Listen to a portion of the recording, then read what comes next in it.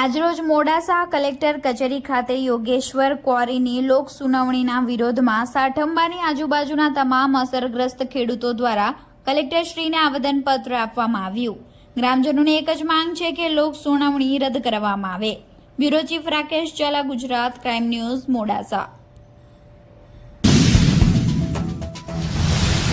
ક્ષત્રિય ઠાકોર સેવા ટ્રસ્ટ અરવલ્લી દ્વારા સાઠંબા ખાતે જે ક્વોરીઓ ગેરકાયદેસર ક્વોરીઓ ચાલે છે તે બાબતે અત્રે મોડાસા કલેક્ટર કચેરી ખાતે સર્વે આગેવાનો ઉપસ્થિત રહી માનનીય કલેક્ટર સાહેબશ્રીને જે ક્વોરીઓ દ્વારા સાઠંબા વિસ્તારના 29 અસરગ્રસ્ત ગામોને જે નુકસાન થઈ રહ્યું છે તેમાં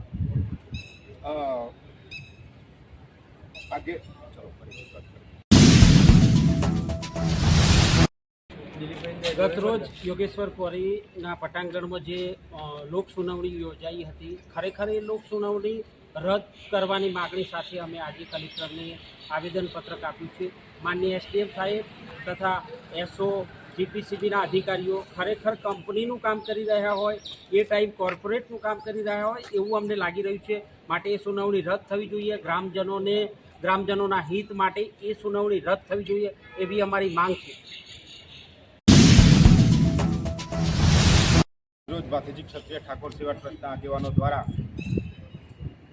મોડાસાના માનનીય કલેક્ટર સાહેબશ્રીને સાઠંબા વિસ્તારમાં જે ગેરકાયદેસર ક્વોરીઓ ચાલે છે તેના દ્વારા જે પશુપાલન, ખેતી તેમજ વ્યક્તિઓને જે શારીરિક તેમજ માનસિક રોગોથી ખૂબ અસર થાય છે ક્વોરીઓના કારણે, તે બાબતે ઉગ્ર રજૂઆત કરવામાં આવી। તેમજ આ ક્વોરીઓનો પ્રશ્નનું નિરાકરણ જો માનનીય કલેક્ટર સાહેબશ્રી દ્વારા ટૂંક સમયમાં જો નિરાકરણ લાવવામાં ન આવે તો આવનારા સમયમાં ભાથીજી ક્ષત્રિય ઠાકોર સેવા ટ્રસ્ટ સર્વે અસરગ્રસ્ત ગામોના આગેવાનો સાથે રાખીને ગાંધીજી તે માર્ગે આંદોલનનો માર્ગ પકડશે।